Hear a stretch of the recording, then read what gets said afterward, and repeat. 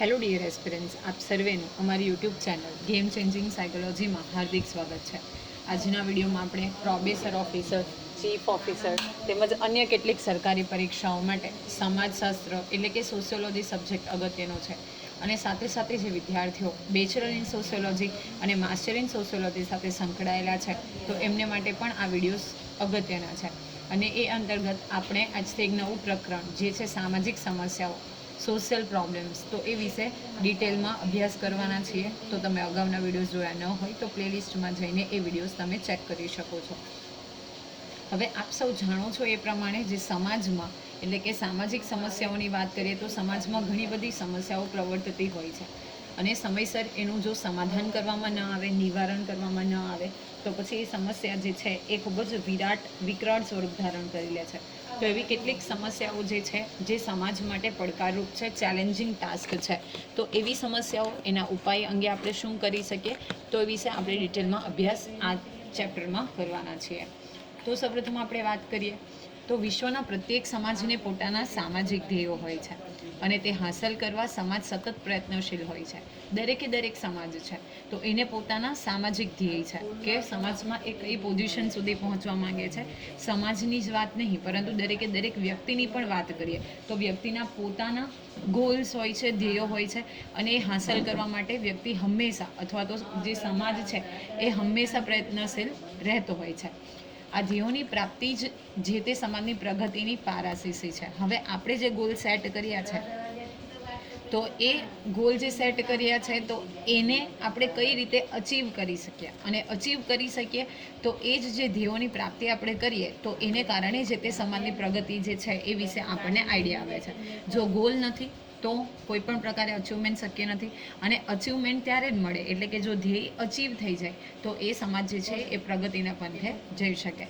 આ ધ્યેયો સિદ્ધ કરવા માટે પ્રત્યેક સમાજ સામાજિક ધોરણો અને સામાજિક મૂલ્યોની એક વ્યવસ્થા વિકસાવે છે અને સમાજના સભ્યો આ ધોરણો અને મૂલ્યો મુજબ વર્તન કરે તેવી તેમની પાસેથી અપેક્ષા રાખવામાં આવે છે. હવે દરેક સમાજ જે છે એ જે તે ધ્યેયો નક્કી કરવામાં આવ્યા હોય તો એ ધ્યેયોને હાંસલ કરવા માટે, એ ધ્યેયોને સિદ્ધ કરવા માટે શું કરવામાં આવે છે, એમના દ્વારા સામાજિક ધોરણો એટલે કે સોશિયલ સ્ટેન્ડર્ડ્સ જે છે એ સેટ કરવામાં આવે છે અને જે મૂલ્યો છે, એથિક્સ છે, વેલ્યુ છે એ અંગેની એક વ્યવસ્થા જે છે એ વિકસાવવામાં આવે છે. અને દરેક સમાજની એવી ગણતરી હોય, એવી વિશ હોય કે આજે સમાજના સભ્યો છે, જે તે સમાજને બિલોંગ કરતા સભ્યો છે એ જે નક્કી કરેલા ધોરણો છે અને મૂલ્યો છે એ મુજબ વર્તન કરે એવી એમની પાસે અપેક્ષા રાખવામાં આવે છે. અને આ અંગે પણ આપણે જે સામાજિક મૂલ્યો સાથે સામાજિક મૂલ્યો કોને કહી શકાય, ધોરણો કોને કહી શકાય એ અંગે આપણે વિસ્તૃત ચર્ચા કરી હતી. પરંતુ આમ છતાં સમાજના બધા જ સભ્યો આ અપેક્ષા મુજબ વર્તન કરે તેવું હંમેશા બનતું હોતું નથી. આપણે અગાઉ પણ જોયું હતું કે જે કોઈ સ્ટેન્ડર્ડ સેટ કરેલા છે રાઈટ, તો એ સ્ટેન્ડર્ડ જે મૂલ્યો છે, વ્યવસ્થા છે એ દરેક વ્યક્તિ એ વ્યવસ્થામાં જ રહી અને એ પ્રમાણેનું વર્તન કરે એવું શક્ય નથી. ક્યારેક જાણીને તો ક્યારેક અજાણપણે પણ તેઓ આ અપેક્ષાઓથી વિરુદ્ધનું વર્તન કરે છે. ઓકે, ઘણી વખત જે નિયમો સેટ કરવામાં આવ્યા છે તો એ નિયમો જે છે એનું અજાણતા એ નિયમનો ભંગ થઈ જાય છે અથવા તો કોઈક વ્યક્તિ જે છે એ જાણી જોઈને પણ જે અપેક્ષાઓ છે, નિયમો છે એ વિરુદ્ધનું વર્તન કરે છે. સમાજના સભ્યો જ્યારે તેમની પાસે રાખવામાં આવતી સામાજિક અપેક્ષાઓથી વિરુદ્ધનું વર્તન કરે ત્યારે સામાજિક સમસ્યાનો ઉદ્ભવ થાય છે.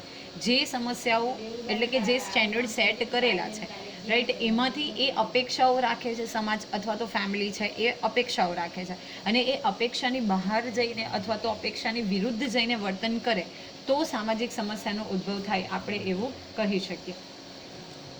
માનવ સમાજના ઇતિહાસ તરફ દ્રષ્ટિ કરીએ તો જણાય છે કે આદિમ સમાજ હોય કે આધુનિક વિકસિત સમાજ તે ક્યારેય સમસ્યા મુક્ત ન હતો. હવે આપણે જ્યારે વાત કરીએ છીએ માનવ સમાજના ઇતિહાસની તો સૌપ્રથમ આદિમાનવ એટલે કે આદિમ સમાજની આપણે વાત કરીએ અથવા તો આધુનિક એટલે કે મોડર્ન સોસાયટીની વાત કરીએ, દરેક સમાજમાં કોઈક ને કોઈક સમસ્યા રહેલી છે. કોઈ પણ સમાજ એ સમસ્યા મુક્ત સમાજ નથી બની શકતો. જેમ યુગો બદલાતા ગયા તેમ સામાજિક સમસ્યાઓનું સ્વરૂપ પણ બદલાતું ગયું. હવે જેમ સમય બદલાય છે. એમ જે સમસ્યાઓ છે તો એમાં પણ પરિવર્તન આવે છે, સમસ્યાઓનું સ્વરૂપ છે એ બદલાતું આવે છે. આપણે વાત કરીએ આદિમ માનવની તો એને પહેલાં રહેવા માટેની સગવડ હતી, ત્યાર પછી ખેતી, પછી અગ્નિ, પછી પૈંડું, પરંતુ હવે આ બધી એકદમ કોમન લેવલ છે અને આપણી પાસે બધી ફેસિલિટીઝ અવેલેબલ છે. તો ત્યારે જેમ જેમ સમય બદલાય છે એમ આપણી જે સમસ્યાઓ છે તો એના પણ ફોર્મ્સ એટલે કે પ્રોબ્લેમ્સ બદલાતા રહે છે. બીજા શબ્દોમાં એમ પણ કહી શકાય કે જેમ જેમ સામાજિક સભાનતા કે સામાજિક જાગૃતિનો વિકાસ થવા લાગ્યો તેમ તેમ નવી સામાજિક સમસ્યાઓ પણ દ્રષ્ટિગોચર થવા માંડી. હવે બેઝિકલી આપણે વાત કરીએ તો જેમ જેમ સમય બદલાય છે એમ જે સમસ્યાઓ છે તો એ સમસ્યાઓ પણ બદલાતી જાય છે. સામાજિક જાગૃતિનો વિકાસ થવા માંડ્યો અને એને કારણે નવી સામાજિક સમસ્યાઓ પણ દ્રષ્ટિગોચર થવા માંડી. મેં તમને કીધું એમ કે જે પ્રમાણેનો વિકાસ થતો જાય છે તો એમ નવી સમસ્યાઓ જે છે એ અવેલેબલ થાય છે, દ્રષ્ટિગોચર થાય છે. વળી ભૌગોલિક અને પર્યાવરણીય પરિવર્તનો, શહેરીકરણ, ઔદ્યોગિકીકરણ, વિજ્ઞાન અને ટેકનોલોજીના ક્ષેત્રમાં હરણફાર વિકાસ અને નવા વ્યક્તિવાદી મૂલ્યો જેવા પરિવર્તન નિપજાવતા પરિબળોએ પણ અનેક નવી સામાજિક સમસ્યાઓને જન્મ આપ્યો છે. હવે આપણે વાત કરીએ તો જે પર્યાવરણમાં પરિવર્તનો આવ્યા છે, શહેરીકરણ એટલે કે અર્બનાઇઝેશન થયું છે, ઇન્ડસ્ટ્રીયલાઇઝેશન થયું છે, વિજ્ઞાન અને ટેકનોલોજીમાં જે વિકાસ થયો છે તો એને કારણે જે નવા પરિબળો છે એ જન્મ્યા છે અને એને કારણે નવી સામાજિક સમસ્યાઓ જે છે એનો જન્મ થયો છે. આવા સંજોગોમાં સામાજિક વ્યવસ્થાની જાળવણી માટે સમસ્યાઓ પર નિયંત્રણ મેળવી અને તેના નિવારણ માટે વૈજ્ઞાનિક અધ્યયન આવશ્યક બને છે. હવે જે કોઈ પ્રોબ્લેમ્સ ક્રિએટ થયા છે તો એમાં સામાજિક વ્યવસ્થાની જાળવણી રહે એટલે કે જે સોસાયટી છે એમાં મેનેજમેન્ટ પ્રોપર જળવાઈ રહે, સમસ્યા પર નિયંત્રણ મેળવવામાં આવે અને એના નિવારણ માટે વૈજ્ઞાનિક અધ્યયન એટલે કે સાયન્ટિફિક ટૂલથી જો એનું આપણે રિસર્ચ કરીએ અને એ પ્રોબ્લેમ સર્ચ કરીએ તો એ અગત્યનું બની જાય છે. આધુનિક સમાજશાસ્ત્રના વિષય વસ્તુમાં સામાજિક સમસ્યાઓનું વૈજ્ઞાનિક અધ્યયન નોંધપાત્ર મહત્વ ધરાવે છે. તો આપણે જ્યારે સમાજશાસ્ત્રની વાત કરીએ છીએ અને સાથે સાથે મોડર્ન એરાની એટલે કે આધુનિક યુગની તો જે કોઈ સમસ્યાઓ છે તો એનું વૈજ્ઞાનિક અધ્યયન એટલે કે સાયન્ટિફિક વેથી જો એનું આપણે અધ્યયન કરીએ, એનું રિસર્ચ કરીએ, ઓકે, તો એ જે છે એ મહત્વ ધરાવે છે.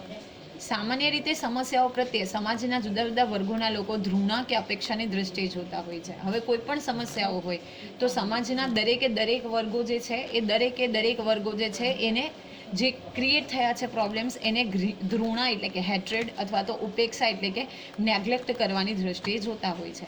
પરંતુ સમાજશાસ્ત્રીઓ આવી સમસ્યાઓનું પૂર્વગ્રહ રહિત વિશ્લેષણ કરી તેના કારણો અને પરિણામો શોધવા પોતાનું ધ્યાન કેન્દ્રિત કરે છે. તો એઝ અ હ્યુમન આપણે એને અવોઇડ કરતા હોઈએ છીએ, રાઈટ? પરંતુ જે સમાજશાસ્ત્રીઓ છે, સોશિયોલોજિસ્ટ છે, એ આ બધી સમસ્યાઓ જે છે એનું કોઈ પણ પ્રકારના પ્રેજ્યુડાઇઝ વગર, પૂર્વગ્રહ વગર એનું વિશ્લેષણ કરે છે, એનું એનાલિસિસ કરે છે અને એને કારણે કયા કારણો ઉદ્ભવ્યા છે, કેવી રીતે કારણો ઉદ્ભવ્યા છે, તો એ કારણો અને સાથે એના આધારે કયા પરિણામો પ્રાપ્ત થશે તો એ પરિણામો પ્રાપ્ત કરવા માટે પોતાનું ધ્યાન કેન્દ્રિત કરે છે, એ દિશામાં એફર્ટ્સ કરે છે. સમાજશાસ્ત્રમાં સામાજિક સમસ્યાઓને સમાજના પ્રવર્તમાન સામાજિક ધોરણો અને મૂલ્યો સામે પડકારરૂપ પરિસ્થિતિઓ તરીકે ગણવામાં આવી છે. હવે જે કોઈ સમસ્યાઓ ઉદ્ભવી છે તો એના જે ધોરણો છે અને મૂલ્યો સામે એને પડકારરૂપ છે. હવે સીધી વસ્તુ છે કે કોઈ પણ સમસ્યા, કોઈ પણ પ્રોબ્લેમ ક્રિએટ થાય છે તો એક પડકારરૂપ છે, ચેલેન્જિંગ ટાસ્ક છે, એ ઓબ્સ્ટેકલ ક્રિએટ્સ કરે છે. સમાજશાસ્ત્રીઓ અન્ય સ્વરૂપના માનવ વર્તનોનો જે રીતે અભ્યાસ કરે છે તે જ રીતે વૈજ્ઞાનિક દ્રષ્ટિબિંદુથી તેઓ સામાજિક સમસ્યાઓનો પણ અભ્યાસ કરે છે. હવે માનવ વર્તન એટલે કે હ્યુમન બિહેવિયરનો જે પ્રમાણેનો અભ્યાસ કરવામાં આવે છે એ જ રીતે બેઝિકલી જે સાયન્ટિફિક પોઈન્ટ ઓફ વ્યૂથી જે પ્રોબ્લેમ્સ છે તો એનું પણ રિસર્ચ કરે છે. તેમનો મુખ્ય હેતુ સામાજિક સમસ્યાઓના કારણોની સમજ મેળવી સામાજિક વર્તનના અન્ય ક્ષેત્રો સાથે સામાજિક સમસ્યા શું અને કેવો સંબંધ ધરાવે છે તેનું વિશ્લેષણ કરવાનો છે. હવે જ્યારે આ સોશિયોલોજિસ્ટ જે છે એ સર્ચ કરે છે તો પહેલાં તો સમસ્યા ઉદ્ભવવાના કારણો વિશે સમજ મેળવે છે, પ્લસ અન્ય બીજા કયા ક્ષેત્રો સાથે એનો સંબંધ કેવો છે તો એ અંગે પણ વિશ્લેષણ કરે છે. હવે આપણે જોઈએ સામાજિક સમસ્યાઓની કેટલીક વ્યાખ્યા. તો સામાજિક સમસ્યાના પરિચયમાં આપણે જોયું કે કોઈ પણ સમાજ એ સમસ્યા મુક્ત નથી. કોઈ પણ સમાજ હોય, રાઈટ, તો કોઈક ને કોઈક પ્રકારની એને સમસ્યા એટલે કે પ્રોબ્લેમ એની સાથે રહેલો છે. પ્રત્યેક સમાજ કે રાષ્ટ્રને પોતાની આગવી સમસ્યાઓ હોય છે, પરંતુ આ સમસ્યાઓ હંમેશા એક જ સમાન હોય એવું જરૂરી નથી. હવે વિશ્વના દરેક રાષ્ટ્રો એટલે કે નેશન્સ છે એને પોતાની પોતાના પ્રોબ્લેમ્સ છે, પોતાની સમસ્યાઓ છે. એટલે કે કોઈ એક દેશમાં જ્યારે માની લઈએ આપણે કે બેકારીની સમસ્યા પ્રવર્તે છે, તો વિશ્વના દરેક દેશોમાં બેકારીની જ સમસ્યા પ્રવર્તતી હોય એ જરૂરી નથી. એટલે હંમેશા સમસ્યા જે છે એ એકબીજા માટે સમાન હોય એવું જરૂરી નથી, એ ડિફરન્ટ હોઈ શકે. સામાજિક ધોરણો, સાંસ્કૃતિક મૂલ્યો અને પ્રાદેશિક વિશેષતાઓને કારણે એક સમુદાય કે રાષ્ટ્રની સમસ્યાઓ અન્ય સમુદાય કે રાષ્ટ્ર કરતાં જુદી હોવાની સંભાવના છે. ઓકે, જે ધોરણો છે, સ્ટેન્ડર્ડ્સ છે, મૂલ્યો છે, એથિક્સ છે અને જે ડિફરન્સ જોવા મળે છે, વિશેષતા જોવા મળે છે, તો એને કારણે જે તે સમુદાય, જે તે સમાજ કે જે તે રાષ્ટ્રની સમસ્યાઓ અન્ય સમુદાય કે અન્ય રાષ્ટ્ર કરતાં જુદી હોય એવી સંભાવના રહેલી છે. આવી સામાજિક જટિલતાને કારણે સામાજિક સમસ્યાની સર્વસામાન્ય વ્યાખ્યા આપવાનું કાર્ય કઠિન છે. આમ છતાં જુદા જુદા વિદ્વાનોએ સામાજિક સમસ્યાઓના વૈજ્ઞાનિક અધ્યયન દ્વારા સર્વસામાન્ય અર્થની સમજૂતી આપવાનો પ્રયાસ કર્યો છે. હવે જે કોઈ પણ સામાજિક સમસ્યા છે તો એની સર્વસામાન્ય એટલે કે દરેક વ્યક્તિ એક્સેપ્ટ કરી શકે એવી વ્યાખ્યા આપવાનું કાર્ય એ ખૂબ કઠિન છે. પરંતુ કેટલાક વિદ્વાનો છે એમણે જુદી જુદી વ્યાખ્યાઓ આપવાનો પ્રયત્ન કર્યો છે. તો અમેરિકાની મિશિગન યુનિવર્સિટીના વિદ્વાનો રિચાર્ડ સી ફુલર અને રિચાર્ડ માયર્સ એ વ્યાખ્યા આપી છે. એમની એક બુક છે some aspects of a theory of social problems. તો એમાં સામાજિક સમસ્યા અંગેની વ્યાખ્યા આપતા પોતે નોંધ્યું છે કે સામાજિક સમસ્યા એટલે વ્યવહારના એવા પાસાઓ કે પરિસ્થિતિઓ જેને સમાજના કે સમૂહના નોંધપાત્ર સંખ્યાના લોકો અનિચ્છનીય ગણતા હોય. સમાજના નોંધપાત્ર લોકો એવી માન્યતા ધરાવતા હોય છે કે આવી અનિચ્છનીય પરિસ્થિતિને નિવારવા માટે અને સમસ્યાના વ્યાપને ઘટાડવા માટે સુધારાવાદી નીતિઓ, કાર્યક્રમો અને સેવાઓની આવશ્યકતા ઊભી થાય છે. તો યાદ રાખવાનું છે કે અમેરિકાની જે મિશિગન યુનિવર્સિટી છે તો ત્યાંના જે એક્સપર્ટ્સ છે એમના નામ આપેલા છે રિચાર્ડ સી ફુલર અને બીજું નામ છે રિચાર્ડ માયર્સ. તો એમણે પોતાનું એક સંશોધન કર્યું છે some aspects of a theory of sociological problems. સામાજિક સમસ્યાની વ્યાખ્યા આપતા તેઓ પોતે નોંધે છે કે સામાજિક સમસ્યા એટલે વ્યવહારના એવા પાસાઓ અને પરિસ્થિતિઓ કે સમાજ કે સમૂહના જે નોંધપાત્ર સંખ્યાના લોકો છે ઓકે એને અનિચ્છનીય ગણતા હોય. હવે સમાજના જે ધોરણો આપણે સેટ કર્યા છે એનું કોઈ ઉલ્લંઘન કરે તો એને કેવું કરવામાં આવે? અનિચ્છનીય ગણતા હોય, રાઈટ. એટલે કે એને સ્વીકારી શકતા ન હોય અને સાથે સાથે એવી માન્યતાઓ ધરાવે છે કે અનિચ્છનીય પરિસ્થિતિને નિવારવા માટે સુધારાવાદી નીતિઓ, કાર્યક્રમો અને સેવાની આવશ્યકતા ઊભી થાય છે. તો એ લોકો એમને શું કરે છે કે અનિચ્છનીય ગણે છે, એટલે એક્સેપ્ટ નથી કરી શકતા. પ્લસ જે નોંધપાત્ર લોકો છે એટલે કે જે આ વસ્તુને એક્સેપ્ટ નથી કરતા એ એવી માન્યતા ધરાવે છે કે આ જે અનિચ્છનીય એટલે કે એક્સેપ્ટ નહીં કરી શકાય એવી પરિસ્થિતિ છે તો એને નિવારવા માટે અને સમસ્યાનો જે વ્યાપ છે એટલે કે સમસ્યાનું જે સ્વરૂપ છે એને ઘટાડવા માટે સુધારાવાદી નીતિઓ, કાર્યક્રમો અને સેવાની આવશ્યકતા ઊભી થાય છે. અમેરિકન વિદ્વાન પી.બી. હોર્ટન અને જી.આર. લેસ્લી એમના જે એક વર્ક છે the sociology of the social problems એમાં નોંધે છે કે સામાજિક સમસ્યા એવી પરિસ્થિતિ છે જે લોકોની નોંધપાત્ર સંખ્યાને અનિચ્છનીય અસર કરે છે અને આવી પરિસ્થિતિ અંગે સામૂહિક પગલાં દ્વારા કંઈક કરી શકાય તેમ છે એવી લોકો માન્યતા ધરાવે છે. ઓકે, હવે અમેરિકાના બીજા એક વિદ્વાન છે પી.બી. હોર્ટન અને જી.આર. લેસ્લી એ ધ સોશિયોલોજી ઓફ સોશિયલ પ્રોબ્લેમ્સમાં નોંધે છે કે એક એવી પરિસ્થિતિ છે કે આજે નોંધપાત્ર સંખ્યાઓ છે જે અનિચ્છનીય રીતે અસર કરે છે. એટલે કે જે લોકો રૂલ્સ રેગ્યુલેશન તોડે છે તો એક લિમિટેડ સંખ્યા છે, તો એને આપણે કોઈક સામૂહિક પગલાં દ્વારા લેવામાં આવે અથવા તો એમની દ્વારા કોઈક એમની અગેન્સ્ટમાં કોઈ સ્ટેપ્સ લેવામાં આવે તો આવા લોકોને આપણે સુધારી શકીએ છીએ. હવે આપણે સામાજિક સમસ્યાના લક્ષણો વિશે વાત કરીએ તો સામાજિક સમસ્યા સમાજમાં પ્રવર્તી એક પ્રકારની આક્ષેપાત્મક સ્થિતિ છે. એટલે કે આક્ષેપો જે છે એને આધારે ક્રિએટ થયેલી સ્થિતિ છે. આ પરિસ્થિતિ સમાજના કે સમૂહના નોંધપાત્ર સંખ્યાના લોકોને અસર કરનારી છે. જોકે અહીં એક બાબત નોંધવી જોઈએ કે નોંધપાત્ર સંખ્યા એટલે કેટલીક સંખ્યા જેનો કોઈ ચોક્કસ આંકડો નથી. હવે સમૂહના નોંધપાત્ર સંખ્યાના લોકો સાથે સંકળાયેલી છે. દરેક વ્યક્તિ ખરાબ હોય, દરેક વ્યક્તિ એનો અમલ ન કરે એવું જરૂરી નથી, નોંધપાત્ર. પરંતુ નોંધપાત્ર એટલે કેટલી સંખ્યા, તો એ અંગે આપણી પાસે કોઈ ચોક્કસ આંકડો પણ નથી અને ચોક્કસ માહિતી પણ નથી. આ પરિસ્થિતિ નોંધપાત્ર સંખ્યાના લોકોને અનિચ્છનીય લાગે છે. હવે અગેન કે કોઈક તોડે છે રૂલ્સ રેગ્યુલેશન, પરંતુ જે રૂલ્સ રેગ્યુલેશનમાં સ્ટ્રિક્ટ બિલીવ કરે છે અથવા એ વિષયના એના એક્સેપ્ટને સ્વીકારે છે તો એવા લોકો આ પરિસ્થિતિને સ્વીકારી શકતા નથી અને એ લોકોને આ જે ઘટનાઓ છે એ અનિચ્છનીય લાગે છે. આ અનિચ્છનીય પરિસ્થિતિને દૂર કરવા માટે કોઈને કોઈ સામૂહિક પગલાં ભરવા જોઈએ તેવી લોકલાગણી પ્રવર્તે છે. હવે કોઈક વ્યક્તિ નિયમો તોડે છે, ઓકે, જે સ્ટેન્ડર્ડ સેટ કરેલા છે એનો ભંગ કરે છે, તો એના માટે આપણે કોઈક સામૂહિક પગલાં ભરવા જોઈએ એવી લોકો માન્યતા ધરાવે છે. આ પરિસ્થિતિ કાયમી નથી, પરંતુ તેને દૂર કરી શકાય એમ છે એવી માન્યતા જોવા મળે છે. તો આજે ધોરણભંગની પરિસ્થિતિ છે, રૂલ્સ રેગ્યુલેશન તોડવાની પરિસ્થિતિ છે, એ કાયમી નથી. ઓકે, આપણે યોગ્ય પગલાં લઈને યોગ્ય જ્યારે પ્રોસેસ કરીએ તો એ માન્યતા જે છે અથવા એને આપણે દૂર કરી શકીએ છીએ. સામાજિક સમસ્યાને કારણે સમાજના મહત્ત્વના ધોરણો અને મૂલ્યોનો ભંગ થવાનો ભય ઊભો થાય છે.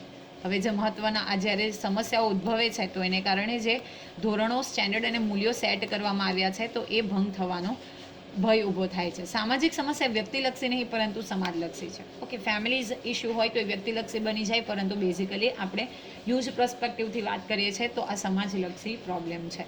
સામાજિક સમસ્યાના પરિણામો સામાજિક હોય છે અને તેથી તેનો પ્રભાવ પણ સમાજની અન્ય બાબતો પર પડે છે. તો એના પરિણામો જે છે એ સમાજને અસર કરે છે, એટલા માટે એનો જે પ્રભાવ છે એ સમાજની અન્ય બાબતો ઉપર પણ પડે છે. સામાજિક સમસ્યા એક પ્રકારની સાપેક્ષ પરિસ્થિતિ છે. તેનો અર્થ એ થયો કે એક સમાજમાં જે પરિસ્થિતિ સામાજિક સમસ્યા ગણાતી હોય તે પરિસ્થિતિ અન્ય સમાજમાં સામાજિક સમસ્યા ન પણ હોય. ઓકે, એક સાપેક્ષ પરિસ્થિતિ છે. એટલે કે કોઈ એક સમાજમાં માની લઈએ કે આપણે માની લઈએ કે ઇલિટરસી એટલે કે સાક્ષરતાનું પ્રમાણ છે તો એક સમાજ માટે એ પડકારરૂપ હોઈ શકે, તો બીજા સમાજ માટે એને એ જ પ્રોબ્લેમ પડકારરૂપ હોઈ શકે એવું નથી. ઓકે, કોઈ એક સમાજમાં માની લે કે રૂઢિચુસ્તતા જે છે એ પ્રોબ્લેમ પડકારજનક છે, તો બીજામાં પણ આ ઓર્થોડોક્સ પ્રકારના પ્રોબ્લેમ્સ છે ચેલેન્જિંગ હોઈ શકે એવું જરૂરી નથી. એટલે કે એ આ સાપેક્ષ સ્થિતિ છે. તો આઈ હોપ આજના વિડીયોમાં આપણે જે સામાજિક સમસ્યાઓ વિશે વાત કરી, એના લક્ષણો જોયા, એમાં તમને સમજ પડી હશે. જો વિડીયો પસંદ પડે તો વિડીયોને લાઇક કરી અને શેર કરવાનું ભૂલશો નહીં. અને આવા જ વધુ વિડીયોની અપડેટ્સ માટે even you can subscribe our YouTube channel game changing psychology. Thank you for watching the video. Have a nice day.